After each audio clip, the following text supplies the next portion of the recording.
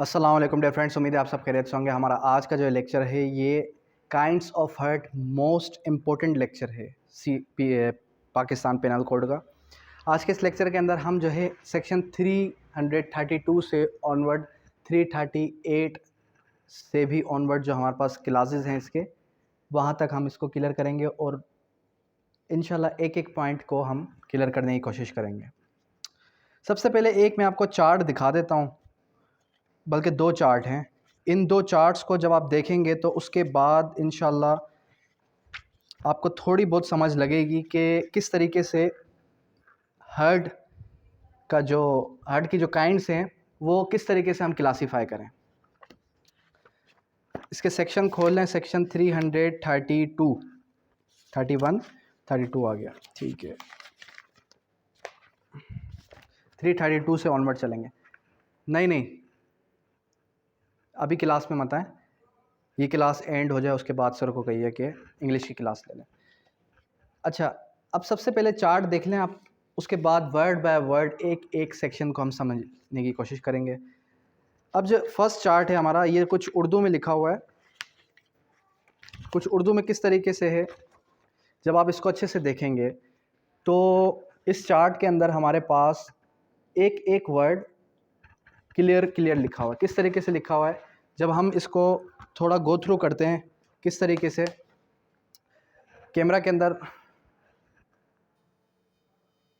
हाँ, अब ये क्या लिखा हुआ है, उर्दू में लिखा हुआ है, जिस्मानी ज़रबात के मुताल्लिक़ा ताज़ीरात पाकिस्तान की दफ़ात, यानी कि जो भी हमारी बॉडी के हर्ट्स हैं, बॉडी के जिस्मानी यानी कि पीपीसी के तहत, ताज़ीरात पाकिस्तान यानी कि पीपीसी के तहत जो भी सेक्शंस हैं ये उनसे रिलेटेड हैं जो कि हर्ट से रिलेटेड हैं, यानी कि ज़ख़म वगैरह से रिलेटेड। सबसे पहले क्या आ जाता है 332, सेक्शन 332 पीपीसी। ज़रर का मतलब क्या होता है, 332 सेक्शन को कहते हैं, ठीक है, पीपीसी। उसके बाद हर्ट, सबसे पहले हमें क्या बताया गया, सबसे पहले हमें बताया गया कि एक है जरा और एक है शजा। 337 बी के अंदर क्या आ जाता है, 337 बी जब आप देखेंगे 337 बी के अंदर क्या आ जाता है, जरा। तो इस जरा की कौन कौन सी काइंड है, एक है एफ, एक है डी, एक है सी। पहले हम इसको देखते हैं फिर हम इसको देखते हैं। ये थोड़ा गो थ्रू करेंगे इसको, दोनों चार्ट्स को, और उसके बाद फिर बोर्ड पे भी समझेंगे। अब जब 337 बी को देखा तो 337 बी के बाद आ गया सी। सी के बाद क्या है, जड़ जायफा। पहले था जर, फिर उसके बाद जड़ जायफा, और उसके बाद 337 डी के अंदर जर in which injury extended in the body cavity and trunk and side, यानी कि जब आपकी बॉडी कैविटी के अंदर, ट्रंक के अंदर, बॉडी कैविटी के अंदर जब कोई आपको ज़ख़म वगैरह लगे तो उसको हम कहते हैं जड़ जायफा।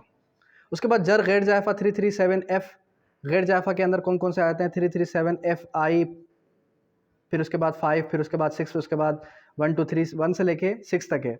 और इसके बाद ये भी लिखा हुआ है बेलेबल कौन से हैं, नॉन बेलेबल कौन से हैं। ये थोड़ा आप इसको गो थ्रू करेंगे तो बआसानी इसको समझ सकेंगे। अच्छा, पहले क्या है, एफ़ के अंदर गैर जायफा, और इसको ये थोड़ा यानी कि जल्द फटकर खून निकल आए। जब जल्द फटकर खून निकल आए तो उसको फिर बेलेबल ऑफेंस में कन्वर्ट कर दिया, 1 साल इसकी जो है सज़ा है। उसके बाद गैर जायफा, उसके बाद क्या है, ज़ख़म पूरी तरह गोश्त फट जाए। जब ज़ख़म पूरी तरह गोश्त फट जाए तो फिर उसकी सज़ा नॉन बेलेबल ऑफेंस से 3 साल उसकी सज़ा है। उसके बाद गैर जायफा मुतलमिहा, जल्द के गोश्त फट जाए और हड्डी नुमाया ना हो, यानी कि जब, ये मैंने आपको लास्ट टाइम ही बताया, जब हड्डी नुमाया ना हो, जब हड्डी नुमा नहीं होगी फिर उसको इस तरीके से ये जो है क्लासीफाई कर रहा है। और उसके बाद क्या है, उसके बाद गैर जायफा हड्डियाँ नुमाया हो, गोश्त फट जाए तो फिर इसकी सज़ा 5 साल है। यानी कि पहले 1 साल, 3 साल, 3 साल, फिर 5 साल। उसके बाद गैर जायफा हाशमा, फिर उसके बाद क्या है, जब सिर्फ हड्डियाँ फ्रैक्चर हो जाएं, जब हड्डियाँ फ्रैक्चर हो जाएं, फिर उसके बाद लास्ट में फ्रैक्चर के साथ हड्डी जो है डिसलोकेट हो जाए। डिसलोकेट का मतलब अपनी जगह से हिल जाए। उसके बाद क्या आ जाता है, 337 के बाद 333, 335, 336 और 337। 333 क्या है, 333 कुछ इस तरीके से कहता है हमें।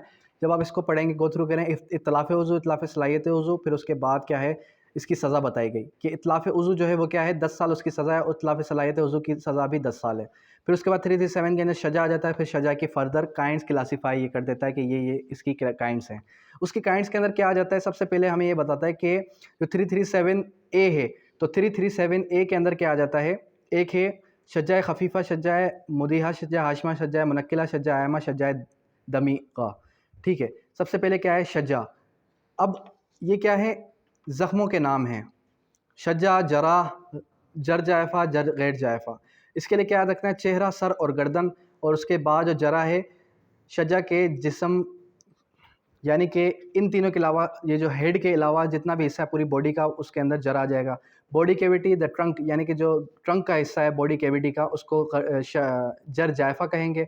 उसके अलावा जो, यानी कि पेट के अलावा जो भी हड्डियों का गोश्त का हिस्सा है वो सारा का सारा जर गैर जायफ़ा में आ गया।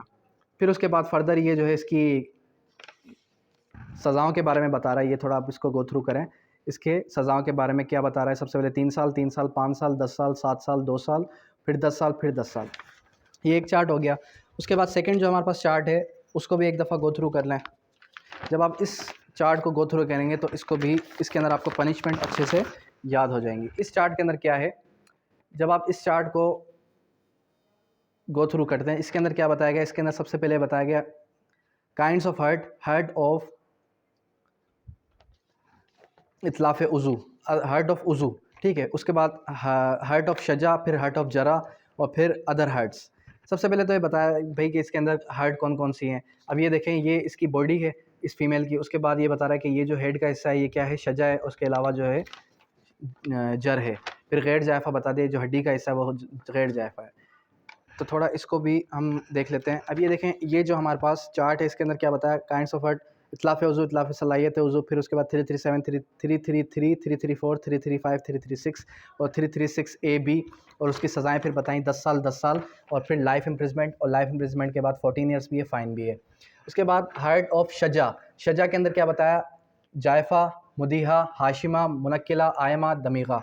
और उसके बाद जरा के अंदर क्या बताया, जायफ़ा, दमिया, और फिर बुदीहा, मुतलमीहा, मुदीहा, हाशिमा, मुनक्किला हम कहते हैं मुंतकिल हो जाने को। फिर उसके बाद 337 D, F1, F2, F3, F4, F5 और F6, 10 साल, 1 साल, फिर 3 साल, 3 साल, 5 साल और फिर 7 साल।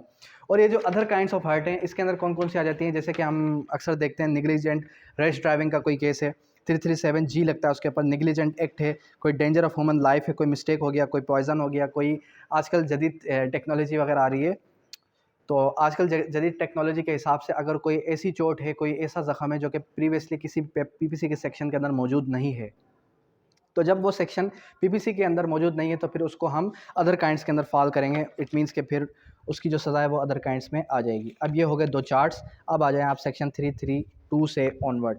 अब 332 सबसे पहले बताता है हार्ट के बारे में कि हार्ट है क्या। सेक्शन 332 ने हमें सिंपली बात की कि हार्ट क्या है। कह रहा है कि whoever causes pain, harm, disease, क्या आ गया इसके अंदर, causes pain, harm, disease. Pain आ गया, हार्म आ गया, डिजीज़ आ गई, यानी कि पेन, हार्म, डिजीज़ ये तीनों के तीनों हार्ट के अंदर फॉल करेंगे। और उसके बाद इन्फर्मिटी और injury to any person, injury to any person, यानी कि उसके अंदर इंजरी भी आ गई। ये चारों के चारों इंग्रेडिएंट्स बता रहा हूँ मैं आपको। हार्ट के जो इंग्रेडिएंट्स हैं वो ये 4 हैं। और फिर क्या बताता है, of any person impairs, disable या फिर डिसफिगर्स, डिफेसिस, क्या वर्ड्स हैं, याद रखने के वर्ड्स हैं। क्या इम्पेयर कर दे, बॉडी के पार्ट को इम्पेयर कर देना, अलग कर देना। फिर डिसेबल कर देना, किसी शख्स की सलाहियत को ही ख़त्म कर देना जो डिसेबल पर्सनस हैं।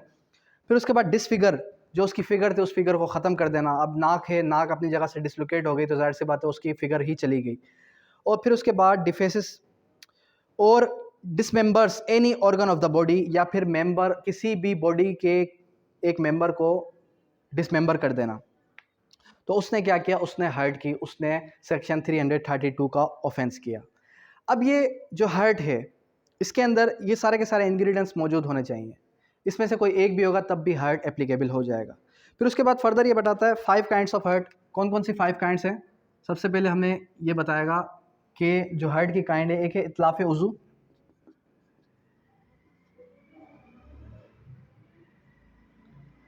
इतलाफ़ उज़ू, उसके बाद इतलाफ़ सलाहियत उज़ू, इतलाफ़ उज़ू आ गया, इतलाफ़ सलाहियत उज़ू आ गया, और उसके बाद क्या आ गया? उसके बाद शजा,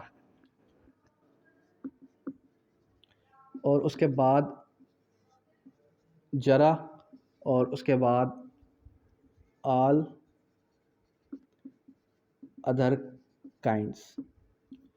तो ये 5 काइंड्स ऑफ हार्ट आ गए। कितने काइंड्स ऑफ हार्ट आ गए? 5 काइंड्स ऑफ हार्ट मौजूद हैं पाकिस्तान पेनल कोड के अंदर, सेक्शन 332 के अंदर ही ये मौजूद है। उसके बाद अब ये देखें इसको याद किस तरीके से करना है। अक्सर जब मैं फर्स्ट टाइम मैंने जब पीपीसी पढ़ी तो उस टाइम मुझे भी इसके सेक्शंस याद नहीं हो रहे थे, इसकी पनिशमेंट्स याद नहीं हो रही थी। सेक्शंस को याद रखने का बहुत ही आसान से आसान तरीका ये है कि आप ये देखें, पहला तो सेक्शन 332 के अंदर क्या है कि भाई एक हार्ट की डेफिनेशन पर्टिकुलर बताई गई। फिर उसके बाद ये बताया गया कि भाई हार्ट के अंदर जो उसकी पनिशमेंट है, हार्ट की जो पनिशमेंट्स हैं, तो हार्ट की पनिशमेंट्स कहाँ बताई गई? पहले तो ये बताया कि काइंड्स कौन कौन सी हैं। फिर उसके बाद जो पहली काइंड है इतलाफ़ उज़ू की, वो 333 के अंदर है, फिर उसकी सज़ा 334 के अंदर है। फिर उसके बाद कौन सी है? सेकेंड, इतलाफ़ सलाहियत उज़ू, तो इसका सेक्शन कौन सा हो गया? 333 के अंदर, 334 के अंदर इसकी सज़ा आ गई। अब इसके अंदर क्या आ गया? 335 के अंदर डेफिनेशन आ गई, 336 के अंदर इसकी सज़ा आ गई, और फिर उसके बाद 337 के अंदर ये आ गया, 337 फिर फर्दर जो है ABCD उसके अंदर ये आ गया। तो ये एक तरीका, एक पैटर्न है किसको? हार्ट्स का चैप्टर को याद रखने के लिए। अब सबसे पहले 333 क्या कह रहा है? Whoever dismembers, imputes, severs और limbs or organs of the body of another person is said to cause इतलाफ़ उज़ू, यानी कि किसी और शख्स का, खुद का करे तो वो इतलाफ़ उज़ू में नहीं आएगा। क्या कह रहा है? अगर कोई भी शख्स डिसमेंबर कर दे, बॉडी के एक ऑर्गन को क्या कर देता है? डिसमेंबर कर देता है। उसके अलावा क्या करता है? इम्प्यूट कर देता है, या फिर लिम्प या ऑर्गन को, तो उसको हम कहेंगे कि उसने क्या किया? उसने इतलाफ़ उज़ू कर दिया। इतलाफ़ उज़ू यानी कि तलफ़ कर दिया। पनिशमेंट क्या हुआ? अवर बाय डूइंग एनी एक्ट। अब इसको थोड़ा और क्लासीफाई अगर किया जाए, एक है इतलाफ़ उज़ू, एक है इतलाफ़ सलाहियत उज़ू। इतलाफ़ उज़ू का मतलब क्या है? उज़ू को तलफ़ कर देना, तलफ़ मतलब अलग कर देना।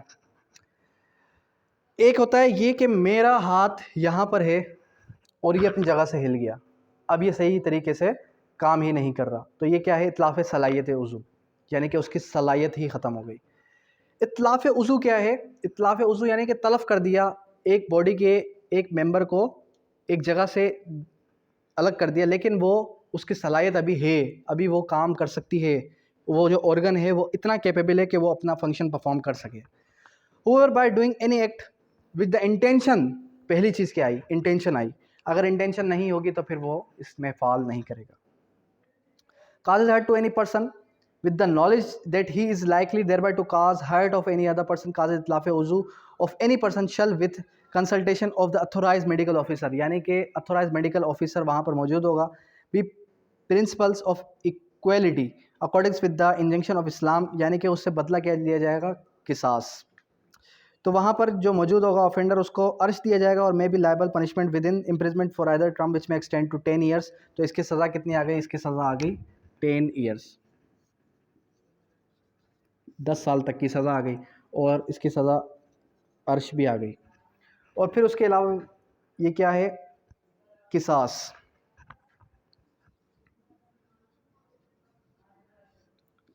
किसास का मैंने आपको लास्ट टाइम भी बताया था कि जो किसास है वो यूँ नहीं है कि आप, अगर किसी ने आपका हाथ तोड़ा तो आप भी उसका जाके हाथ तोड़ दें, बल्कि क्या है? एक मेडिकल अथोराइज ऑफिसर होगा जो क्या करेगा? जो आपकी हेल्प आउट करेगा, जो आपको ये बताएगा कि इसका कौन सा हाथ सही है, कौन सा हाथ सही नहीं है, अगर वो कोई शुगर का पेशेंट तो नहीं है। तो इस तरीके से उसके बाद क्या है? इतलाफ़ सलाहियत उज़ू, हूएवर डिस्ट्रॉयज और परमानेंटली डिसअपेयर्स, इम्पेयर्स। इतलाफ़ सलाहियत उज़ू के बारे में क्या बताया मैंने आपको कि परमानेंटली लाइफ टाइम के लिए वो क्या करता है, वो जो है उसके बॉडी पार्ट को डिसमेंबर कर दे, उसकी फंक्शनिंग कैपेसिटी हमेशा के लिए ख़त्म हो जाए। Power of capacity organ of the body of other person causes permanent disfigurement causes इतलाफ़ सलाहियत वज़ू, और उसकी जो सज़ा है वो कितनी आ गई, उसकी सज़ा फिर यहाँ पर आ गई कि सलाहियत वज़ू जो है वो विद द मेडिकल ऑफिसर किसास होगी। किसास के बाद जो है इस्लाम को मद्देनज़र रखते हुए अर्श हो गया, और फिर जो इम्प्रिजमेंट है वो कितनी है, may be extend to 10 years.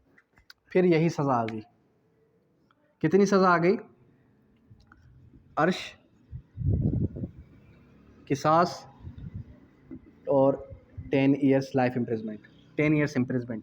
उसके बाद क्या आ जाता है, उसके बाद आ जाता है 336A। अब 336A क्या कहता है, हार्ट काज बाय करेसिव सब्सटेंसेस, यानी कि जितने भी ये एक्सक्लूसिव सब्सटेंसेस हैं जो कि जैसे कि किसी के चेहरे पे एसिड वगैरह फेंक दिया, एसिड थ्रोइंग एक्ट अलग से मौजूद है, लेकिन फिर भी उसके लिए एक पीपीसी के अंदर अमेंडमेंट आ चुकी है।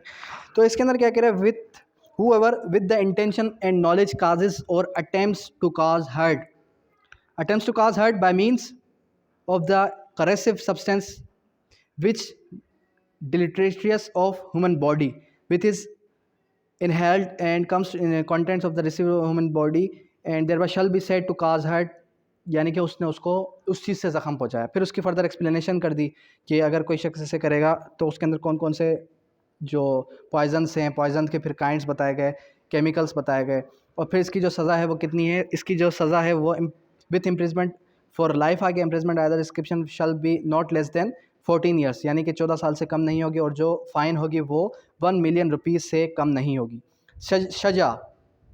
शजा और जरा के बारे में मैंने बताया। शजा क्या है कि धड़ का ऊपर का हिस्सा, धड़ का ऊपर का हिस्सा शजा है, उससे हट के जो बाकी का हिस्सा वो क्या है, जरा है। शजा के अंदर whoever causes on the head or face of any person any hurt does not amount to इतलाफ़ उज़ू, जो कि इतलाफ़ उज़ू और इतलाफ़ सलाहियत उज़ू के ज़ुमरे में ना आए, और जिस्म के ऊपरी हिस्से में चोट पहुँचे तो उसको हम क्या कहेंगे, उसको हम शजा कहेंगे। अब जो शजा की पनिशमेंट है वो कितनी पनिशमेंट आ जाएगी, फिर शजा की फर्दर काइंड्स भी इसने बताई कि शजाए खफीफ़ा, शजाए मुदीहा, शजाए हाशिमा, शजाए मुनक्किला, शजाए आयमा, शजाए दमीगा, शजाए दमीगा लास्ट है। मतलब कितनी आ गई, 1 2 3 4 5 6 इसकी काइंड है। कितनी काइंड्स हैं इसकी शजा की, 6 इसकी काइंड है। अब जो इसकी 6 काइंड्स है वो कौन कौन सी, उसकी फिर उसके ने बताया कि अगर कोई without exposing bone of the victim causes शजाए खफीफ़ा, खफीफ़ा मतलब खफीफ से वर्ड से निकला है, खफीफ मतलब मामूली, एक मामूली ज़ख़म पहुंचा किसी के चेहरे पर, उसको हम कहेंगे शजाए खफीफ़ा। फिर उसके बाद बाय एक्सपोजिंग एनी बोन, अब ये क्या हुआ, ये जो बोन है ये एक्सपोज हो गई। बोन एक्सपोज होने का मकसद ये है कि ये बोन जो है वो अब दिख रही है। अब ये बोन दिख रही है तो फिर इसको हम क्या कहेंगे, शजाए मुदीहा। फिर उसके बाद फ्रैक्चर आ गया हड्डी पे, जब हड्डी पे फ्रैक्चर आया और हड्डी जो है क्या, अब यहाँ पर हड्डी पे फ्रैक्चर आया तो फिर इसको हम क्या कहेंगे, शजाए हाशिमा। फिर उसके बाद fracture of the bone of the victim thereby the bone is dislocated, अब फ्रैक्चर आया था पिछली में, अब इसमें क्या आ गया, एक बोन जो है, हड्डी जो है वो डिसलोकेट हो गई है। घर अच्छा थोड़ी देर में, अच्छा थोड़ी देर में। उसके बाद क्या है, डिसलोकेट हो गई तो फिर इसको हम क्या कहेंगे, शजाए मुनक्किला। जब एक बॉडी का एक हड्डी जो है वो डिसलोकेट हो जाए उसको हम क्या कहेंगे, शजाए मुनक्किला, मुंतकिल हो गई। मुनक्किला मतलब कि मुंतकिल हो जाना, एक जगह से दूसरी जगह हो जाना। उसके बाद हुआ causing fracture skull of the victim of the body wound touches the membrane, यानी कि ब्रेन मेम्ब्रेन अब दिख रही है। अब तो भाई यानी कि इतना गहरा ज़ख़म है कि हड्डी के साथ साथ उसके ब्रेन की मेम्ब्रेन भी दिख रही है, तो इसको हम कहेंगे शजाए आयमा। और शजाए आयमा के बाद लास्ट स्टेज है कि जब दिमाग ही फारिग हो गया, यानी कि अब दिमाग से ही वो पैदल हो गया, अब वो पागल हो गया शख्स, तो फिर ये लास्ट स्टेज है शजाए दमीगा। पनिशमेंट कितनी है, पहली जो शजाए खफीफ़ा है, शजाए खफीफ़ा की पनिशमेंट कितनी है, शजाए खफीफ़ा की पनिशमेंट है 2 ईयर्स, 2 ईयर्स, ठीक है, इस तरीके से याद रखनी है आपने। पहली की क्या है, 2 ईयर्स एज ताज़ीर। फिर उसके बाद शजाए मुदिहा की कितनी है, दियत है, और मे be punish with the imprisonment for a term which may extend to 5 years. फिर कितनी आ गई, 5 ईयर्स आ गई, 2 साल 5 साल। फिर उसके बाद कितनी है, term which may extend to 10 years imprisonment may be punish with imprisonment for a term of 10 years. 5 साल के बाद 10 साल आ गई, और 10 साल के बाद कितनी आ गई, शजाए मुनक्किला, सजा मुनक्किला कितनी आ गई, फिर 10 साल आ गई, इसकी भी 10 साल, इसकी भी 10 साल। फिर उसके बाद क्या है, एक्सटेंड टू 10 ईयर्स, फिर उसके बाद 10 ईयर्स, उसके बाद 14 ईयर्स, 4 हो गई, पाँचवें की भी 10 ईयर्स, और उसके बाद कितनी है 14 ईयर्स। तो ये आपने इस तरीके से याद रख लेना है। उसके बाद जरा क्या है, एक है जरा, एक है जरा गैर जायफा। बॉडी का जो ट्रंक का हिस्सा है, पेट का हिस्सा है, नरम गोश्त का हिस्सा है, उसको हम कहते हैं जरा जायफा। उससे हट के जो हड्डियों का हिस्सा है, नीचे की बॉडी के हिस्से का, उसको हम क्या कहेंगे, गैर जायफा। अब जो जरा जायफा है, whoever causes jara in the injury extend to the body cavity trunk is said to जरा जायफा। और इसकी जो पनिशमेंट है 337D के अंदर मौजूद है, whoever doing this act shall be punished for a term which may extend to 10 years। दियत भी है, 1/3 ऑफ द दियत भी है, और जो है उसकी सज़ा कितनी है, उसकी सज़ा आ जाती है हमारे पास 10 ईयर्स। फिर उसके बाद गैर जायफा के अंदर फर्दर काइंड्स हैं, एक है दमीहा, एक है बुदीहा, एक है मुतलमीहा, एक है मुदीहा, और एक है हाशमा, और एक है मुनक्किला। और अक्सर जो आप प्रैक्टिस के अंदर देखेंगे तो सेक्शन 337 ADF लिखा होगा। ADF किसका प्रोविज़न है, ये आपकी असाइनमेंट है, आपने ये इसको जो इसके ऊपर असाइनमेंट बना के आनी है, सेक्शन 337 ADF के ऊपर। अब जो फर्दर बताया कि इन विच, पहले तो ये आ गया कि भाई दमीहा, दमीहा क्या है, दमीहा है बताया, in which the skin is rupture and bleeding occurs. जब खून निकला, स्किन रेप्चर हो गई, तो उसको हम क्या कहेंगे, उसको हम ये कहेंगे कि ये दमीहा है। और उसके बाद बुदिहा क्या है, अवैध विदाउट एक्सप्रेसिंग ऑफ बोन, खून गोश्त दिख रहा है लेकिन बोन नहीं दिख रही। जब गोश्त दिख रहा है, बोन नहीं दिख रही, उसको हम क्या कहेंगे, बुदिहा। उसके बाद लेसरेशन ऑफ फ्लैश, गोश्त नज़र आ रहा है, खून अंदर से दिख रहा है, सॉरी खून नहीं, गोश्त जो है, गोश्त का अंदरूनी हिस्सा दिख रहा है, तो उसको हम क्या कहेंगे, उसको हम कहेंगे मुतलमीहा। बाय एक्सपोजिंग ऑफ बोन, जब हड्डी नज़र आई, जब हड्डी अंदर, बॉडी की अंदर की हड्डी नज़र आ गई, उसको हम क्या कहेंगे, मुदीहा। और फिर उसके बाद causing fracture of the bone, जब बॉडी का एक हड्डी फ्रैक्चर हो गई, जब हड्डी फ्रैक्चर हो गई, उसको हम क्या कहेंगे, उसको हम कहेंगे हाशिमा। और उसके बाद फ्रैक्चरिंग डिसलोकेटिंग द बोन, एक हड्डी अपनी जगह से डिसलोकेट हो गई, क्या हो गई, डिसलोकेट हो गई, तो उसको हम कहेंगे मुनक्किला। फिर उसके बाद 337F के अंदर इसकी जो है फर्दर पनिशमेंट्स बताई गई, इसकी सज़ाएँ कितनी हैं। तो पहले की सज़ा 1 ईयर, 3 ईयर, 3 ईयर, इसकी भी कितनी है, 6 है, सॉरी इसकी 6 नहीं है, बल्कि कितनी है, 1 2, इसकी भी 6 है। 1 ईयर, फिर उसके बाद 3 ईयर, फिर उसके बाद 3 ईयर, और 133 के बाद कितनी है, 5 5, और फिर 7 ईयर, 5 5 और फिर 7 ईयर। ये इसकी पनिशमेंट्स हैं। उसके बाद punishment of hurt by rash और नेग्लिजेंट ड्राइविंग, मतलब कि 337G के बाद जो है हमारे पास ऑल अदर काइंड्स आ जाएंगे 337G। अब 337G जो है ये क्या बताता है, 337G जो है ये बताता है all other kinds of hurt, जिसके अंदर नेग्लिजेंट एक्ट आ गया। अगर कोई भी शख्स नेग्लिजेंट एक्ट करेगा तो उसकी सज़ा कितनी है, विच may extend to 5 years as ताज़ीर। तो इसकी कितनी है, 5 ईयर्स एज ताज़ीर। तो ये इसकी सज़ा मौजूद है। उसके बाद 337H क्या है, बाय हर्ट बाय रैश और नेग्लिजेंट एक्ट। फिर उसकी सज़ा कितनी है, उसकी सज़ा भी हमारे पास 3 months which may extend to 3 months है। अगर कोई शख्स पॉइजन के ज़रिए से, कोई भी शख्स पॉइजन के ज़रिए से या फिर जो है रैश नेग्लिजेंट एक्ट के ज़रिए से करे, तो फिर वो all other kinds of hurt के अंदर फॉल करेगा। उसके बाद जो फर्दर काइंड्स हैं, फर्दर काइंड्स इतनी इंपॉर्टेंट नहीं है, जो मोस्ट इंपॉर्टेंट है वो ये 4 ही हैं। कौन कौन सी 4 हैं, एक है हमारे पास इतलाफ़ वज़ू, इतलाफ़ सलाहियत वज़ू, शजा, जरा और all other kinds of hurt. ये हमें इसकी जो है काइंड्स के नाम भी याद हों, और काइंड्स के नाम के साथ साथ उसकी सज़ाएँ भी याद हों। 2 साल, 5 साल, 10 साल, फिर 10 साल, फिर 10 साल, फिर 14 साल, फिर 1 साल, 3 साल, 3 साल, 5 साल, 5 साल, और फिर 7 साल। तो ये इसकी सज़ाएँ हैं, ये आपको एनी हाउ याद होनी चाहिए। मतलब कि इसके अंदर कोई ऐसा हार्ड एंड फास्ट रूल नहीं है कि हमने जो है ये याद नहीं करनी, ये याद करनी है, इस तरीके से कुछ भी नहीं है। बल्कि जो अभी मैंने आपको क्लियर करवाई, ये सारी की सारी आपको याद होनी चाहिए।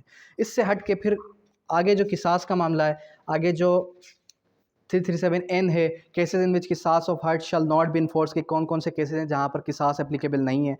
When the offender dies before execution of किसास, जब ऑफेंडर जो है मर जाए किसास से पहले ही। और फिर when the organ of the body किसास, मतलब कि उसने अगर दायां हाथ काटा और अगले का दायां हाथ ही मौजूद नहीं है, तो जाहिर सी बात है फिर भी किसास नहीं होगी। फिर उसके बाद further provided yet offender shall be liable of अर्श, फिर वो जो है अर्श का यहाँ पर उसकी फर्दर एक्सेप्शन बता दी कि जहाँ पर किसास नहीं है वहाँ पर फिर उसको अर्श देना पड़ेगा। तो ये सारे के सारे ऑफेंसेस हैं। 337N 337O है, फिर वली कौन होगा, और फिर जो है ये इंशाल्लाह हम नेक्स्ट लेक्चर के अंदर क्लियर, बल्कि नेक्स्ट लेक्चर के अंदर तो नहीं, इसके अंदर क्या है कि N से लेके लास्ट इसका जो है, जो लास्ट 337W है, 337N से लेके आज हमने N तक क्लियर किया ना। N के बाद जितने भी हमारे पास सेक्शन है ये इतने ख़ास कोई इंपॉर्टेंट नहीं है, तो इसको आप एक बार अच्छे से गो थ्रू कर लीजिएगा। अगर फिर भी कोई क्यूरी है, कोई भी क्वेश्चन हो तो आप कर सकते हैं। बाकी जितने मोस्ट इंपॉर्टेंट और मोस्ट रिपीटेड क्वेश्चन थे वो मैंने आपको यहाँ तक क्लियर करवा दिए। अब यहाँ तक कोई भी क्यूरी हो तो आप कर सकते हैं। Thank you, that's all.